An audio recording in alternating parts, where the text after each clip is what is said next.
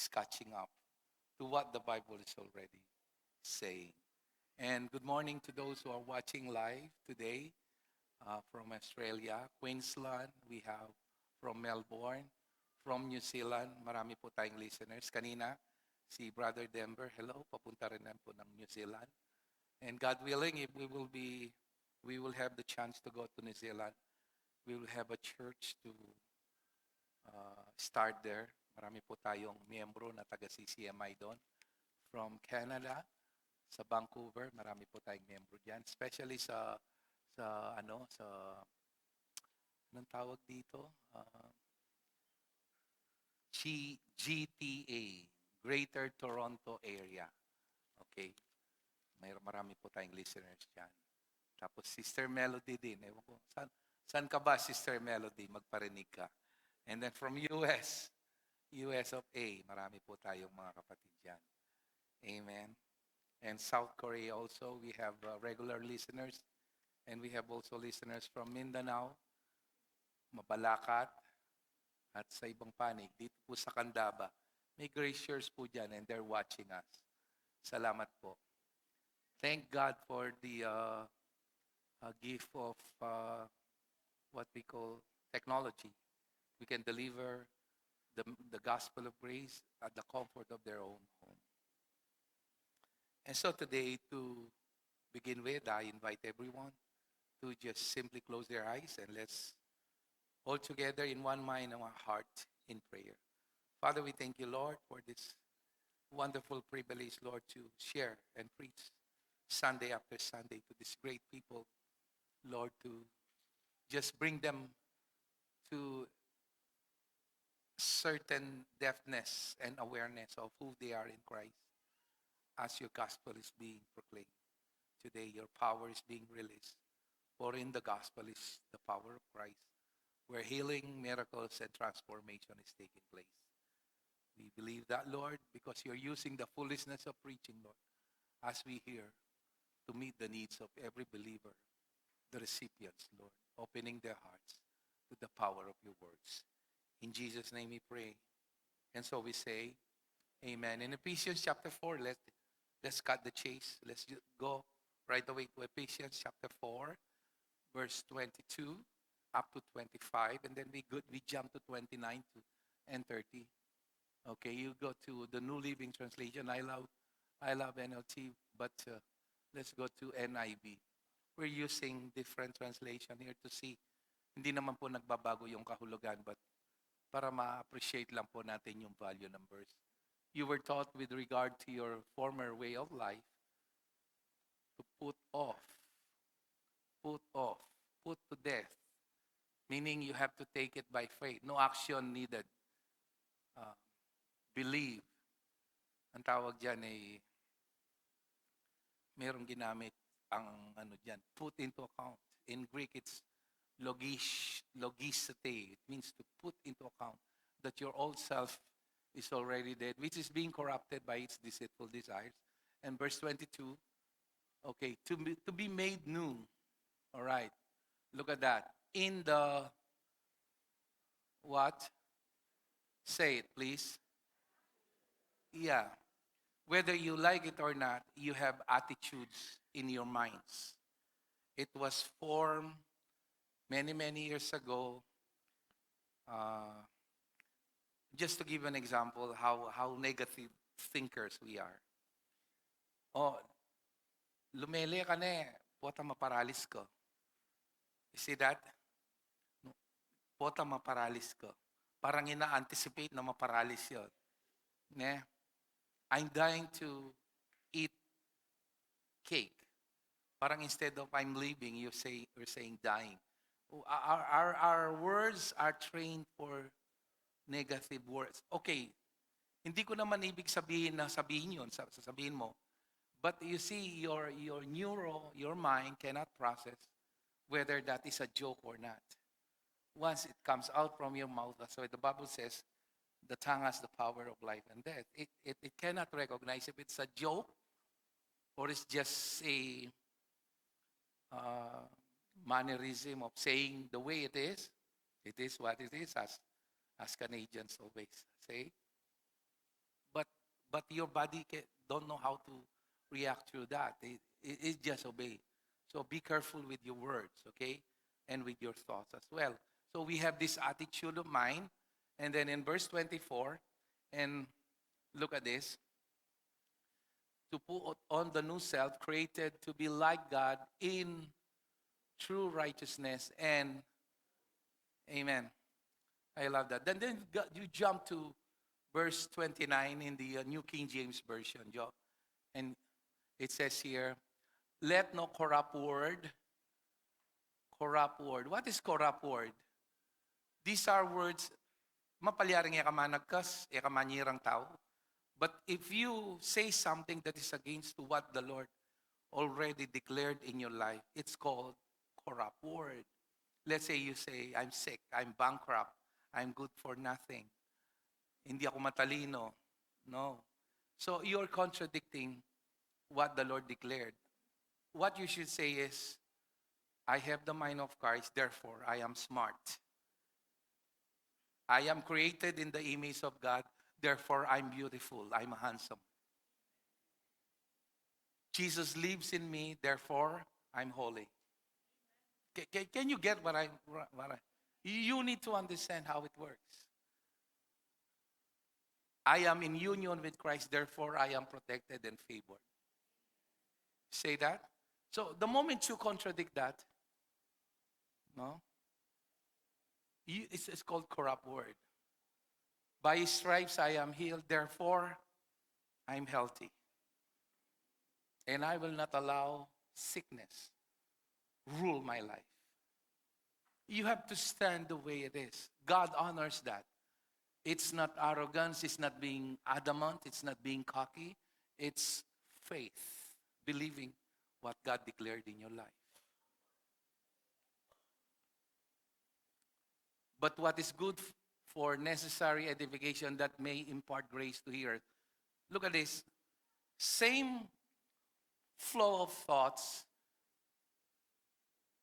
where after saying all this, in verse 30, he mentioned the Holy Spirit. Look at this. Do not grieve the Holy Spirit of God, by whom you were sealed for the day of redemption. What is the greatest proof that you are safe? What is the greatest proof that you are safe? The answer is on the screen. The Bible says that He gave you the guaranteeing deposit that you are saved and you were sealed by the Holy Spirit. And later on, Paul reiterated it in Romans chapter 8. This you know, that you are sons and daughters of God, that the Holy Spirit dwells inside your heart. And it gives you the desire to call Him Abba, Father, to cry to Him. The Holy Spirit gives you the desire to live a holy life. The Holy Spirit gives you the cravings to want the Word of God. It is innate in us. Just like a dog, you don't need to teach the dog to bark. It barks naturally. Just like a baby, you don't need to teach the baby to like milk. The baby naturally wants milk. Those who are the habitation, where the Holy Spirit is dwelling inside their hearts, they have the natural desire to listen to the Word of God. That's why the word here there is, do not grieve the Holy Spirit, in the context of saying, do not go to verse 29. Look at the context. The context is, no corrupt word proceeds out. We used to think, pag nagkasala tayo, nagigrieve ang Holy Spirit. Probably. But from this context, nagigrieve ang Holy Spirit when you say something that is against the will of the Father and what the Father declared. So the Holy Spirit, anong ibig sabihin ng grieve? Sa Kapampangan, Tagalog, nalulungkot, namimighati, nagdurusa. Ibig sabihin, nalulungkot ang Holy Spirit kapag ang lumalabas sa ating bibig yung mga taliwas, yung hindi nakapagbibigay kalakasan. hindi nagbibigay, that you may minister grace, it says. No? That you may impart grace to the hearer. How can you impart grace to the hearers when you speak life to your dead situation? I need to remind myself there. Kasi ano din ako, nadadapa din ako dyan. Hindi ibig sabihin pinipraise ko sa inyo, I got it all right. I stumble and fumble at many times. But we need to remind ourselves. Nakita mo, wala na ngang laman yung pitaka mo. Sasabihin mo pang walang pera. So, talagang magtatampo yung pera. No? But when you open your wallet, wala ka nakitang laman dyan. Thank you, Lord. And my God shall supply all my needs. Yes. Amen. Because 2 or 3 in agreement, it shall come to pass.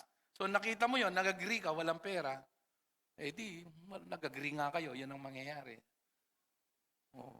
Dumadaing ka, sakit na likod. Oo nga, no? Sakit na likod mo, kawawa ka naman. Nag-agree kayo, so hindi ka na tatantanan ng sakit. Instead of, may mga panahon na dumadaing tayo, sasabihin natin yung nararamdaman natin sa ating mga mahal sa buhay. That's fine. God understands that totally. But if you're doing it for the sake of complaining, then the devil might use that. But after saying what you feel, you might like to stand by saying, Lord, by your stripes I am healed. It doesn't matter what I feel. It doesn't matter what I can sense. Your promises are true. What you said is true, and therefore, I am healthy today. I declared healing, and I will not allow sickness over my body because this body is the temple of the Holy Spirit. Ibig ba sabihin nito, hindi na tayo nagkakasakit? Nagkakasakit tayo, but don't let what you are experiencing dictates the rhythm of your life. Let the Word of God dictates the steps of your life. Say amen if you understand that. So let's go to this repetitive habits that we need to learn. But first, let's watch a video. Paki-play po yung video. Yan. Happy birthday, Sir Jay Kaisip. Birthday po niya kahapon. Siya po yung nag-ooperate sa atin. Yan.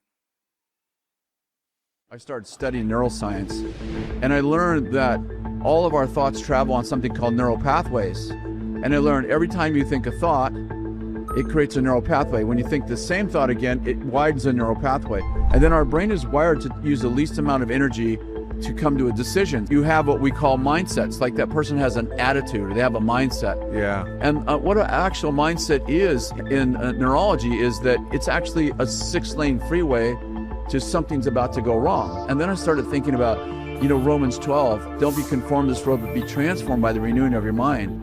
And what happens when you renew your mind? What is actually biologically happening or neurologically happening when you renew your mind is that you're actually developing new neural pathways. If you can create a pathway to developing new neural pathways for 40 days, you create a new mindset. It's called repetitive habits, actions that create habits.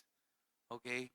The Bible mentioned specifically 3 things that we need to be part of our habits. We are people of habits.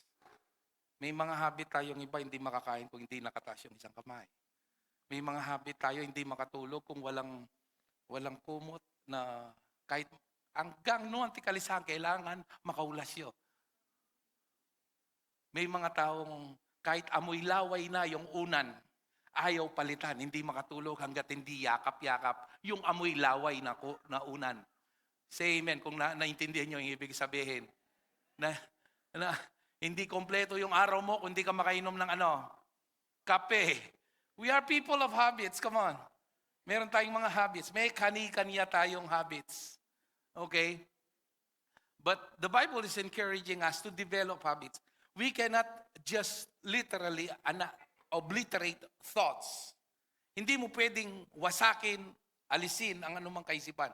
The only way to remove negative thoughts is to replace them with new good thoughts. I call them redemptive thoughts.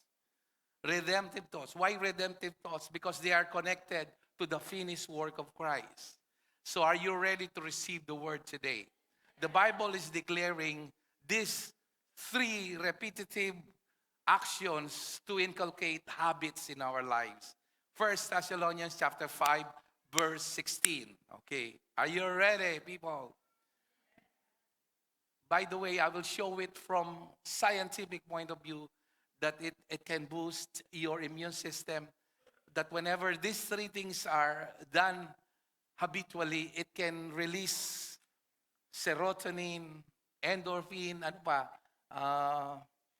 dopamine. It balances your mood. It makes your gut stronger. Your immune system is becoming strong. And the benefits are really like endless. Ngayon lang natutuklasan ng science. Kasi natitrace nila sa isang scan yung pagkaka-arrange ng yung neurons natin. Kaya meron silang mga factual na mga data na sinasabi kapag ang isang tao ginagawa ito. No? Sabi ko, galing mo, Lord. Ngayon lang nila nadidiscover 2026. More than 2,000 years ago, sinasabi mo na to. No? Pero ang sarap lang kapag binabackup ng siyensya, lalong nagiging maano sa atin, nare-reinforce sa atin na dapat pala, tama pala to. Hindi lang pala mga religious, mga activities ito. May pakinabang din pala ito sa aking katawan. No? Tapos nawawala yung tinatawag na cortisol. Ano yung cortisol? Ito yung stress hormone. Kung bakit nagkakasakit ka, nagkaka-acid reflux ka, nagkaka-migraine ka, laging masakit ang ulo mo, nagkaka-gout ka, lahat. Nagkaka-cancer ka. Wow, grabe. Ang siyensya, ngayon lang nadidiskubre, pero ang Biblia, matagal na niyang sinasabi, hindi lang sa spiritual, maging sa physical, napakalaking pakinabang. So to begin with, the Bible says, so this is encouraging to have a habit because the Bible used the word, Pakibasa po? Always. Nung bago akong Kristiyano, napakahirap tunawin ito, maintindihan. How can I practically rejoice kung may pinagdadaanan ako? How can I rejoice kung dinampa ko ng nililigawan ko? How can I rejoice pag bumabagsak ako sa eskwela? How can I rejoice pag naputulan ako ng kuryente? How can I rejoice kung na-diagnose yung mahal ko sa buhay may cancer? How can I rejoice among many things? But the Bible says, always, hindi nagkamali. So saan tayo huhugot ngayon ng malalim na katotohanan para tayo ay maging joyful? Because being joyful creates a positive effect not only in our spiritual well-being, even in our body. I'll show you later. In the Bible science, para makita nyo, hindi nagkokontra yan. Nagkakatsap nga lang yung science, okay? So, in Luke chapter 10, verse 17, when the disciples reporting to Jesus, when the 72 disciples returned, they joyfully reported to him, Lord, even demons obey us when we use your name. Pakilagay mo sa NIV. And then verse 18, he replied, I saw Satan fall like lightning from heaven. I have given you, he's talking to the disciples, but he is also talking to us. Because even Paul, later on, just mentioned this, that all authority has been given to us as believers to trample snakes and scorpions, to overcome all the power of the enemy. Nothing will harm you. That is in the context of fulfilling the Great Commission. However, do not rejoice. Ano yung topic natin? Rejoice always. So ito yung isa sa mga malalim na dahilan why you need to rejoice. Okay? Do not rejoice that the spirits submit to you. In other words, what he's saying, do not rejoice whenever you see dead coming to life, whenever you see blind men seeing, or lame walking, and among many others, demons are being expelled from the body of a human being. But rather, he said, rejoice. He rebuked them that your names are written in heaven. Tama nga naman. Di naman nagre-rejoice yung heaven pag tumama ka sa loto. Di naman nagre-rejoice yung heaven, nakabili ka ng mamahaling sasakyan. Di naman nagre-rejoice yung heaven pag pumasa ka sa bar, sa anumang licensure examination. Di naman nagre-rejoice yung heaven kung nakabili ka ng bagong bahay. Di naman nagre-rejoice yung heaven kung nakakuha ka ng Schengen visa at nakapag-travel ka from Europe. But there is only one reason why the Bible says it. Heaven is rejoicing whenever your name is written in the Lamb's Book of Life and whenever somebody received Christ and believed to be their Lord and Savior, heaven is rejoicing. Meaning, whatever we accumulated here stays here, but whatever we receive, as Jesus said to Mary, whatever Mary received when Martha is complaining in Luke chapter 10, verse 38 to 42, it cannot be taken away from her. Ibig sabihin nito, if the truth will be revealed, ang pinakamayamang tao dito, kung nakita lang niya, bibigyan siya ng kaunawaan ng Diyos na makita niya kung ano yung nasa'yo. Hindi siya magdadalawang isip na ibigay at iwanan ang kanyang mga bilyones. Mapasa kanya lang kung ano yung nasa'yo. Because the best the world can give, can do to you, punta tayo sa worst scenario, kunin ang buhay mo, the devil, sickness, death, problem, the best this world has to offer, the best damage they can do, which is not damage at all, is to send you to your permanent home called heaven, where in heaven, no sickness, no pain. Are you listening? May malalim na dahilan. At ang malalim na dahilan ay ang alam mo, ano man ang mangyari dito sa mundo, ikaw ay nakatakda at nakasulat ang iyong pangalan sa aklat ng buhay. Not because of what you have done, but because of what Jesus gave to you. The moment you are one with Him. Hallelujah. Look at James. Palalimin po natin. Chapter 1, verse 2 and 4. Amen. Tatlo na pala yung ginagamit nating camera. Preparation po yan kung loobin ng Lord. Pupunta po tayo sa mas malawak na audience. Okay? Pinag-pray po namin yon. Consider it pure joy, my brothers, whenever you face trials of many kinds. Yung iba, hindi maintindihan, hindi makonect yun. Consider it what? Our topic is yung habit natin, yung always rejoicing. Ang hirap kasi pag hindi mo naintindihan ito, ang dali nating maapektuhan. Kasi yung joy is not the absence of suffering or problem. Okay? Yung happy ka, sabi nga the late Enrile, Juan Ponce Enrile, gusto ko happy ka. Ano yun shallow yun. Because happiness is based on happenings. Masaya ka kasi may bagong nangyayari sa'yo.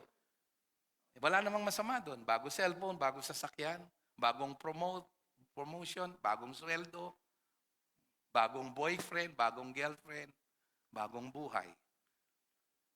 Pero lahat ng yan, kapag naluma, nasira, iniwanan, hindi na happy. Kasi it's always based on happenings. But joy is different. It's far, far deeper, stronger. It is rooted on one single truth. Your hope of salvation. That's why when David committed adultery, one of his prayers in Psalm 51 is, Lord, restore unto me the joy of what? Look at that. Joy is always connected to salvation. That's why God wants you to celebrate every day that you are saved. Nakakalimutan natin minsan. Pinakakalimutan ng mundong ito. 6 na araw, nakikipag-deal ka sa mundo, walang iniisip kundi pagkain, trabaho, kumita, pera, magpakasaya. Kaya dapat hindi ka, paglinggo, bumabalik ka dito just to be reminded of what is essential so that you can finally not be enticed and deceived to what non-essential. Kasi ang essential sa mundo, manakitan, manyaman, makapag-travel, makasaling bali, makasaling sakin. In fact, dahil nga liwa ni elaman makapagatin dahil kay pera, mapupurait lo. But every Sunday you come here, we are being reminded of what is important. Say amen. I don't mean hindi sila importante, but they are nothing compared to what you already have. And God wants you to celebrate your salvation, and there is joy there. If angels are rejoicing, then there is really a thread of joy whenever we celebrate our salvation. Kaya nga yung communion, napakahalaga ring bahagi ng ating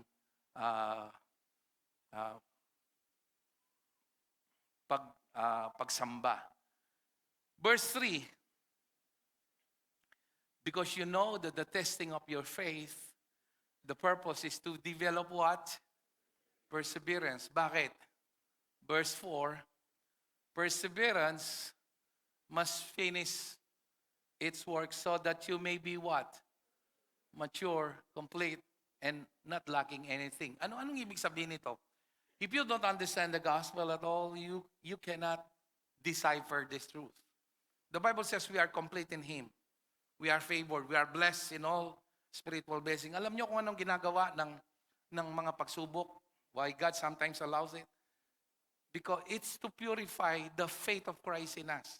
Let's accept it. Kung minsan, Lord, nagtitiwala ako sa iyo. Pero pag na-delay yung sweldo ng asawa mo, mukha kang tiyampoy, nakasimangot ka, natatakot ka. Sinong nakaka-relate dito? Okay ka until na-diagnose ka na may ganito kang sakit. Di ka na makapag-rejoice. Kasi kala mo, yung reason of rejoicing is your good health.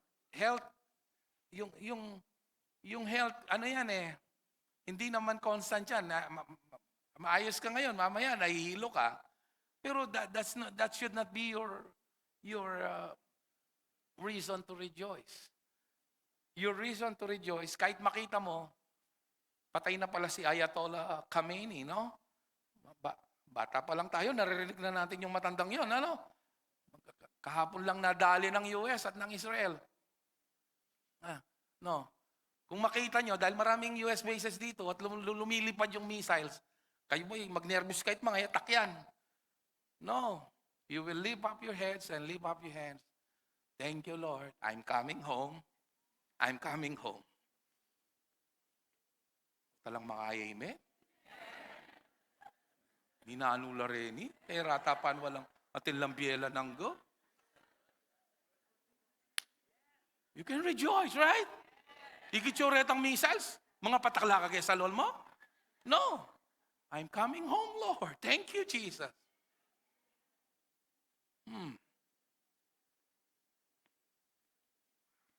Rejoice because you're heavenly bound. Say amen if you understand that. And God sometimes removing all these things we hold so dear, we think we're not holding them, but our false sense of security, and He's removing them until we finally understood that Christ is all we need. That Christ is all we can count on in every single trouble you're facing. Huwag nang masakit kay ngagyong nanggawan ng kamag-anak mo, pisa-pisa na kagulot. Pero ina naman nagyong lakoy ta sakit mo, ninong mong makasaop kaya tang panandaman mo, luwain Diyos. And sometimes the Lord is allowing you to experience these things for you to understand you're finally complete and lacking anything because Jesus is your everything. It takes time to grow. Kung wala yung mga bagay na ito, magpapatuloy kaya ako. Yung mga ganon, di ba? Inaalaw ni Lord yun eh. Hindi natin naiintindihan para makita natin na ang paglilingkod natin hindi nakabase sa kung. Parang may kondisyones. Naalala niyo yung parable of the workers? May nagtrabaho ng 8 oras. 4 na oras, 2 oras, tapos last minute na lang. Tapos nung magsweldo, excited yung panghuli. Kasi yung nauna na 1 oras lang nagtrabaho, binigyan siya ng 1 araw na sahod. Yung 4 na oras, same. Yung 8 oras, excited. Ining metong mong oras, sinweldo yung metong aldo. Ako alas 8 pa, gogosa na ako king marangle. Maragul ko bonus. To his surprise, it's the same salary. Why? Ang lalim ng parable na yun. Pag hinukay mo yun, makikita mo that is all the grace of God. Then the master, according to Jesus' parable, said, don't I have the right to be generous? Ibigay ko yung gusto kong ibigay. People, when you open your heart to the grace of God, it's really mysterious and profound.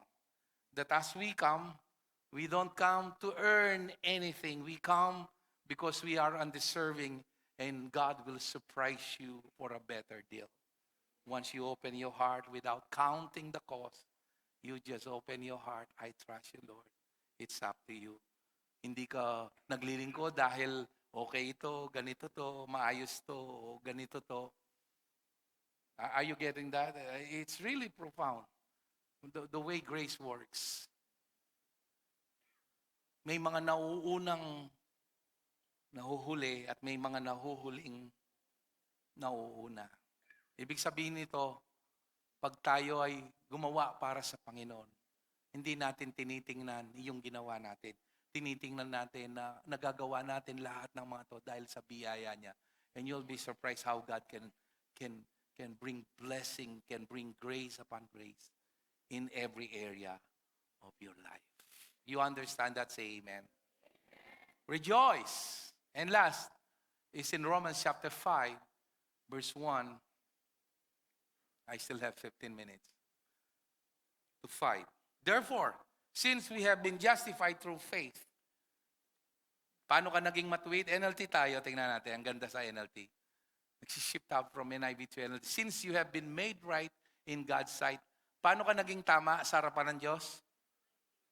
By what? Sa pamamagitan ba ng paglagay ng uling sa noo? Sa pamamagitan ba ng pagbuhat ng mga poste ng pelko na naman at sakta ng sarili? Pasok na yung calendar ng religious org. 'Di ba? People, kung hanggang ngayon tingin nyo yung magsisimba ka ng 9 days tapos make your wish para matupad, yung mga ganon. Kayo ba umiikot pa sa ganong kaisipan? Ang linaw sa Biblia, sabi, we have been made right in God's sight. By faith, we have peace with God because, pakibasa po, pakisabi po, because may kapayapaan ka at naging tama ang iyong kaugnayan sa Diyos sa isang dahilan. Because, pakibasa po, pagkatapos ng because, 3, 2, 1. Kung naintindihan mo ito, say amen. Atin pa pong mamuat barbidal ka niyan. Wata kita kayo, magdala kong kandila. Kaya ba't magdala ko pang palaspas? Ay, palaspasan. Palaspasan. Dako kay lugod. Bala mo, may dindaming amalo lang. Di ba? Huwag tayong padaya dyan. Kaya mahinggit mo eh. Sana ako man kung krus man, takit na banal ko. May pagluko ni sarili mo. Ayan, nalinaw. You have been made right on the basis of what Jesus Christ has done, not what you have done. Gusto niyo ng supplement yan? Sige, out of topic tayo pero gusto kong medyo palawakin ng konti. Ephesians 2:8. God saved you by His grace. Saved by His grace when you believe. Kailan? When you what? Sa ginawa ni Kristo. Tama?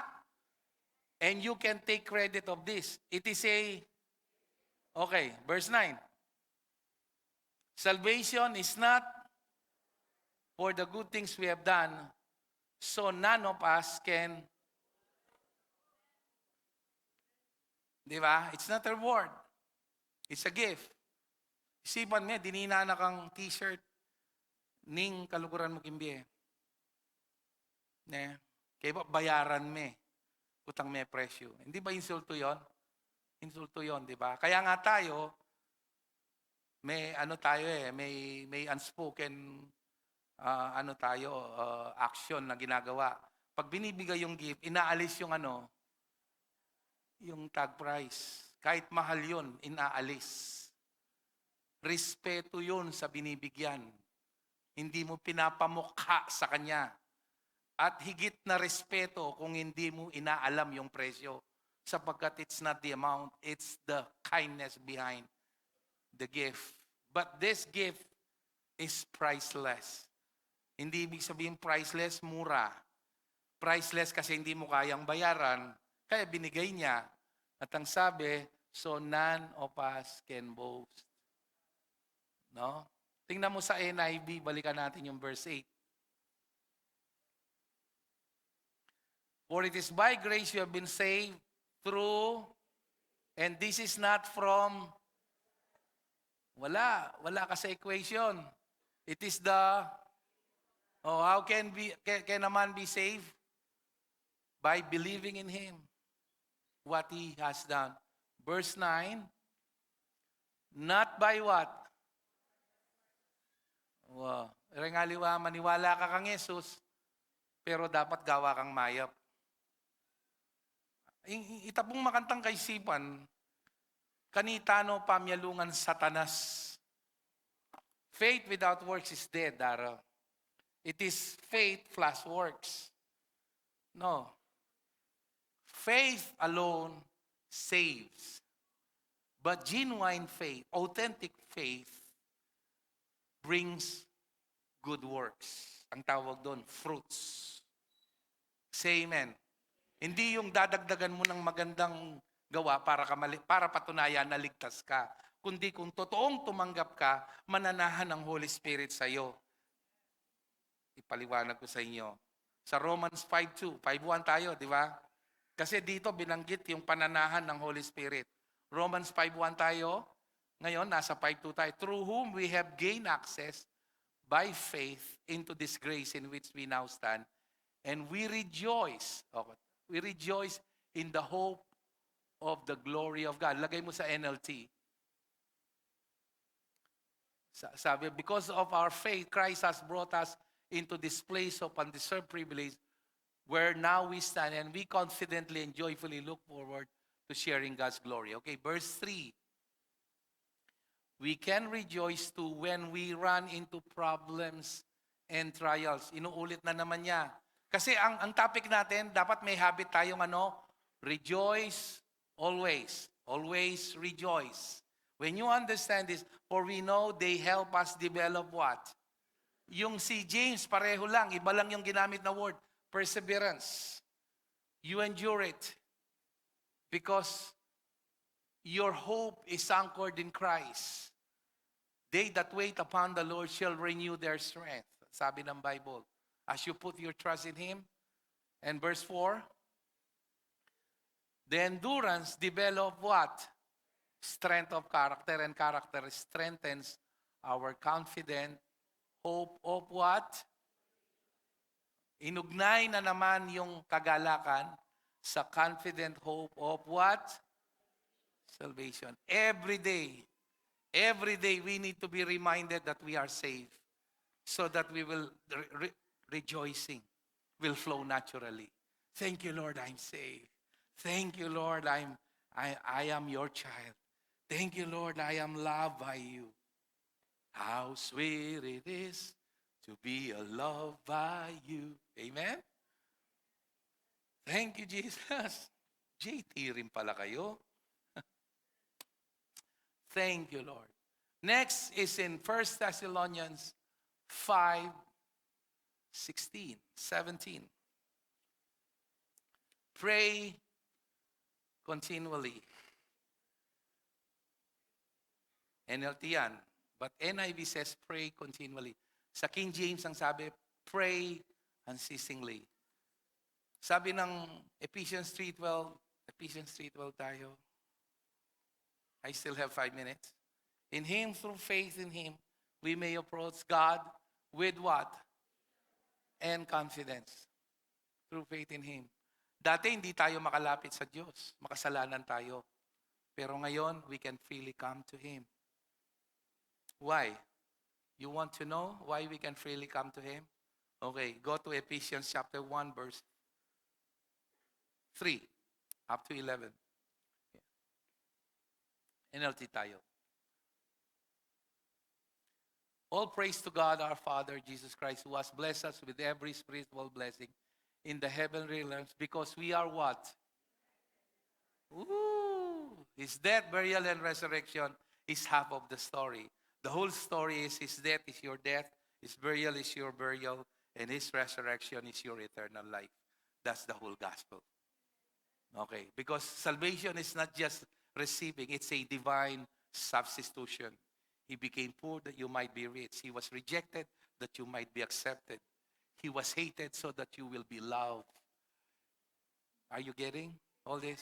He died young that you might live long. It's a divine exchange. He was punished so that no curse can fall on you even if you commit mistakes. It's a divine exchange.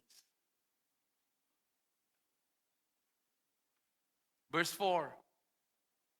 Even before He made the world, God loved us and chose us in Christ to be what?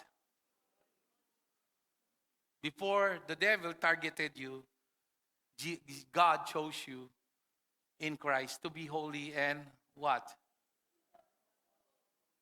You believe this? Siguro, balo, ano totoo yung panwala? Nung hanggayin ni manyat ko pang tawad, kareng kasalanan nyo. Burin sabihan, sapat itanggewa ng Kristo. Jesus forgave your past, present, and future sins. Huwag kayong matakot dito. Ito yung doktrina na kinatatakutan ng maraming born again. Kaya hingi sila ng hingi ng tawad. How can you ask forgiveness when God sees you as holy and without fault in His eyes?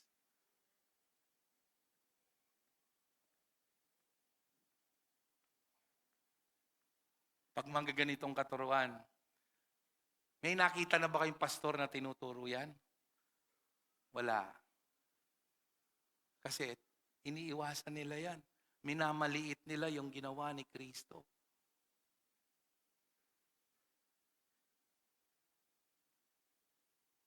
Verse 5. God decided in advance to adopt us into His own family by bringing us to Himself through Christ Jesus.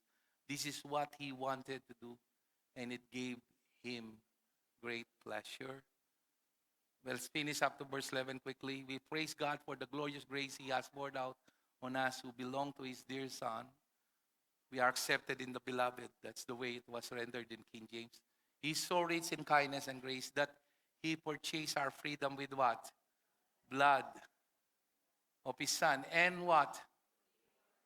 Okay, lipat mo. Colossians 2:13. Forgave our sins. How many sins He forgave? Okay. You were dead because of your sins, because your sinful nature was not yet cut. Then, pakibasa po yung after then. Then, pakibasa.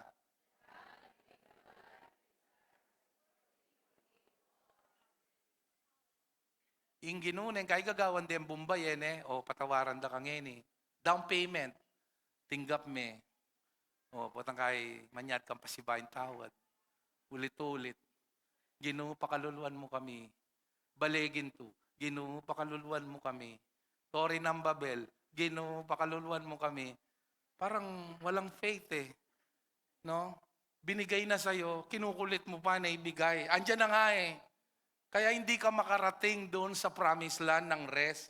Kasi anyaran may bimiena, no? Kaya ba ito, hindi pa? Come, Holy Spirit. Makatok ng nega yung puso, magkatanme pa. Tapos ay ini, be disciples, follow Christ, makananumentok yan, makatok ng nega yung puso mo. You're not followers of Christ. You are the ambassador of Christ. You represent Christ here on earth. Discipleship was not mentioned by Apostle Paul. He mentioned ambassador of Christ. We don't follow somebody who is already dwelling inside our hearts. Yala nang mag-amen. Otang karnila rin piprits ko, mitutundo kayo. Makanano ko mag-grow. Istong kabang mag-preach ko, mitutundo ka. Anan Satanas, matutod kayo may pakirantaman na. Anak, anong kaburi? Nyaring mitutundo, giligid-ligiran o Satanas eh. He forgave how many sins? Tagalangikid na kong magdarami keng kaya. Diyos ko naman. Pangatuhata na. Manya. Anya ingig pami, eyak make ko. Igpami at yukaban mo. Takay may tatala ng ko pagamat. Kikilig ka pa. Uling katala na may itang kras mo. And forgive us our sins, mo. Naman kaya ito. Paman mi pa ako kayang krus. Anya sabyana yung Jesus to? Anyang mi pa ako na kayang krusing sa sabyana. Forgive because the Lord forgave. Why? Because He forgave. How many sins He forgave? How many sins He forgave? Manyad ka pang tawad? Aroy, manyadya pa ka ng tawad, Diyos ko. O tiniyaintindihan. Tampalingan mo na isipin mo, kay lugod. Manyad ka pang tawad kanyan. Manyad kang manyad tawad, bimena ni kaya ko. Kulit mo. Sabi mo kisiping mo, kakulit mo. Mo. Unang gawak po, tang may kasala ko. Arya, ulitan kayo pa si Bayon eh. Kung patuloyin yung topic, kayan ko niyang tutuki-tuloy. Bri sabihan, intindihan. Kaya naging kay 1 John 2, panay kayo sabihan niya. Verse 1, mag-close na ako kayo ni. Kaya ko patuloy. Diyan ko niya ang part 2. Manatuan ng mahalang ko, kasanting, no? Salamin ko pa. Thank you, Lord. Ano po kasi kasala eh. My dear children, I am writing this to you so that you will not sin. But, everybody say but. So, oining solusyon, potang may kasala ka, ne? Bamen balinggawan mo. Alway tang potang mi kasala ko, mga taranta ka, bala mo pusa kang empatakla. Manya kung tawa doon na hanuha mo. But if anyone does sin, ninuwaring mi kakasalo. Nandin pa mo bayo kaming tagin, mi kasala ka eh. But if anyone does sin, naning bimiya na solusyon? We have an advocate. Naning advocate? Atin tamong tagapagtanggol. Who pleads? Nanong sabihin ng who pleads? Mamarap yun. Makisabi ang mayap. Our case before the Father is Jesus Christ, the one who is truly righteous. Meaning, you have to remember, thank you Jesus, you paid all my sins. May kapanyalita akong matura, thank you Jesus, I am righteous. Not on the basis of what I did, but on what you did. Thank you, you paid all my sins.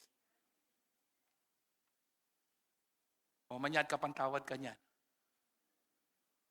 Ayaw makanyan, nilela sigurado. Kasi balo yo, in generation na ning Israel, 400 years lang siya kupanan ng Egypt. Gisa na itang generation na ito. Elamin taking promised land. Detang meging anak da ilang miras king promised land. Kasi ngutak da babalik laging Egypt. Ing manyad mong manyad tawad, utak Egypt, magbalik ka kitang bandage. Anya pinaka makares eh. Migagalgalan kang migagalgalan. Dapat ka sin conscious, Christ conscious ka. Say amen. You believe that your authority is not my word but the Bible? Say amen.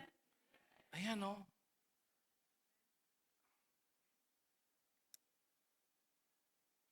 Ephesians 5:4. Huli na lang. Sana tama yung nasa isip ko. Hindi ko alam kung Ephesians 4 yon, pero 5:4 yata yon. 3. Verse 3. Let there be no sexual immorality, impurity, or greed among you. Such sins have no place among God's people. NIV yan, NIV mo. Okay? Among you, there must not be even a hint of sexual immorality, of any kind of impurity, of greed. Because of this, nasabi na, these are what? Na sinabing may kasala ko. Kasi all your sins are forgiven for God's holy people. But look at verse 4. Nor should be obscenity, foolish talk, or coarse joking. Sakaling may talisod ka karini, which are out of place, but rather what? Replace them with thanksgiving. Every time may sasakap ko, Lord, kuburini, matsuray ni, masanting, Lord, pero salamat. Yun ang tawag sa repentance, metanoia, change of mind. I am forgiven and thank you, Jesus. Every time may kakasala ka, thank you, Jesus. Petawaran mo ko. Uling itang konsensya, itang guilty conscience, neman milalako ketang manyat kan tawad. Milalako ya ketang kikilalanan mo, indaya ng Kristo yang miglug-glug king marinat mong kaladwo. Hanggang may pasalamat ang ketang giwa na, tutunay ka pa man mi bait, mi pa ako na keng krus. Wala naman future sins. All our sins are past. They have been taken in the past. Before you were born, Jesus died for you. In fact, the Bible says before the foundation of the world, He died for you. So every time may kakasala ka, remind yourself, thank you for the blood of Jesus. It's called thanksgiving.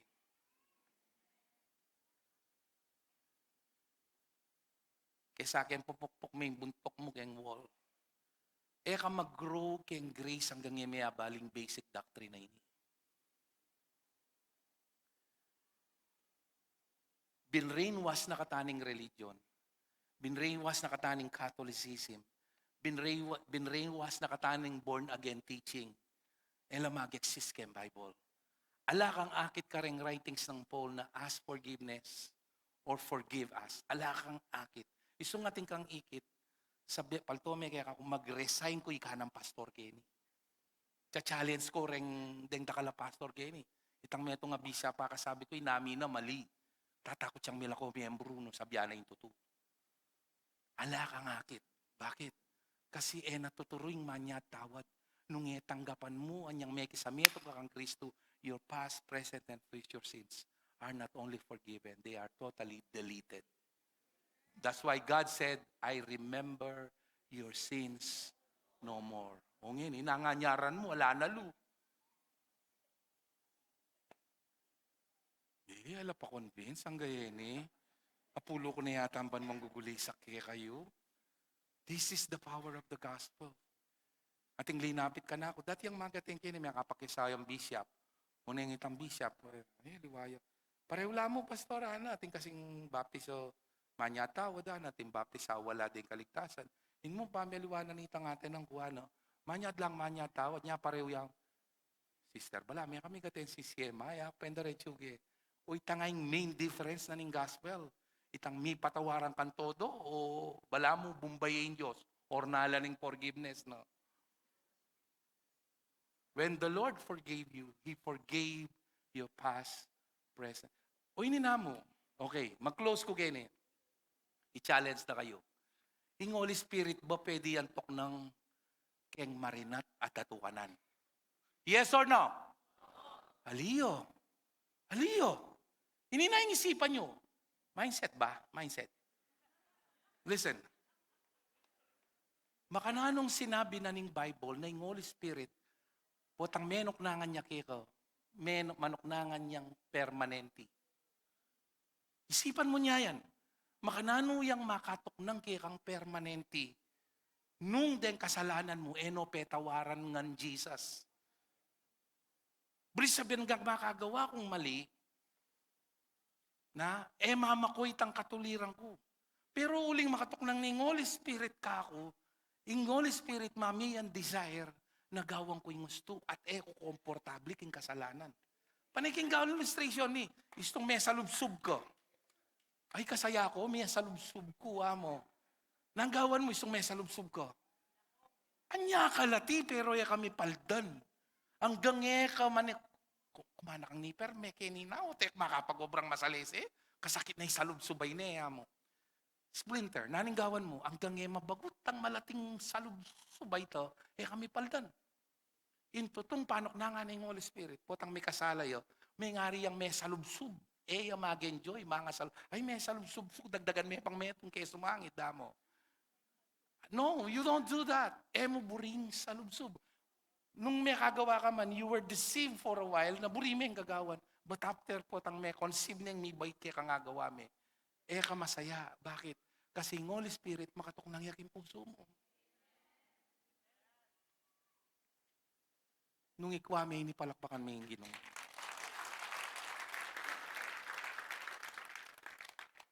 Manyad ka pantawad ka niyan. Di nga liwa, sigurado. Nampanawalan mo? Nampanawalan mo? Hanggang ka mag-grow kayo ng basic kayo ni. Basic ya pa yun eh. Hanggang kayong mathematics. Hanggang kakabako. Ka makapag-solve advanced algebra, geometry. Hanggang may balo yung multiplication mo, yung subtraction mo, yung kaya kang nanulat ang 4 division. Oh, addition. Retang 4. 4 to chuchu. Anak pa mo, kagaling kayong math. May na akong dili po kayong math. Ka makapag-solve complicated things. Ka mag-grow king grace hanggang ngayon mo tutong panwalan may patawaran na rin kasalanan mo. O nino pang bisang magkaay kayo ni, magbisita iglesia po, magdarami kayong Huwebes Santo. Sasabihan na ng Galatians chapter 4, lulungkot ko, mag-celebrate kayong religious festival, ang pong season, sana. It should not be, alino la rin, dapat yung celebrate mo, aldoldo, itanggewa ng Kristo kero. Nyapin lewen me, Holy Week. Nining holy, itang week, pero itang tao, kaya rin na ning Holy Week, itang babaeng migpenitensya, magbalik ya kay beer house. Itang dating lasenggo, may mot krus, kaya rin, hulinda kalya may walang daya, mga niyang balot, ang pungadwang redor sa maragul. Iya naman, ing holy itang week, ali, ing tutong gospel, alway itang week, ing gagawa ng holy. Ing gagawa ng holy, itang tinanggap kayong gospel. You are holy. Amen? Hallelujah. Let's bow our heads and pray. Father, thank you, Lord, for the beauty of the gospel. Kay man pinlano, Lord, na palalaman itang aspetong anggulong ay tagino, pero panandaman kay through the unction of the Holy Spirit to make it clear to them. Because, Lord, they will not grow deep in you, Lord, until they fully understood that their sins are totally forgiven. Their past, present, and future sins are already forgiven. It is in this foundation, Lord, that we will grow and expand and experience amazing things in you, Lord, in our walk with you here on earth. Knowing, Lord, that we are chosen, we are redeemed, we are forgiven, and we are blessed beyond measure. Thank you, Father. In Jesus' name we pray. And all will say, thank you for such a good listener.